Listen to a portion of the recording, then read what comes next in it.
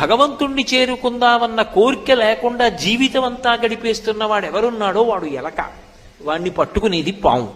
అంటే సంసారగ్రస్తమైనటువంటి జీవులకు సంసారమునందు బతికేస్తుండడం గొప్ప కాదు, కానీ ఎప్పుడో అప్పుడు ఈ జనన మరణ చక్రం నుంచి బయటపడాలి. సాధన ప్రారంభం చెయ్యి. ఒక్కసారి ఈ శరీరం వదిలిపెట్టావా ఇక సాధన అన్నది ఉండదు. కుక్క సాధన ఏం చేస్తుంది, పిల్లి సాధన ఏం చేస్తుంది, మనుష్యుడు ఒక్కడే సాధన చేయగలడు, భగవన్నామం చెప్పగలడు, ఒక ఉపన్యాసం వినగలడు, ఓ పుస్తకం చదవగలడు, ఒక గుడికి ప్రదక్షిణం చెయ్యగలడు, మన గుడి కార్యక్రమంలో దేవాలయాన్ని తుడవగలడు. కానీ మిగిలిన ప్రాణులు చెయ్యలేవు.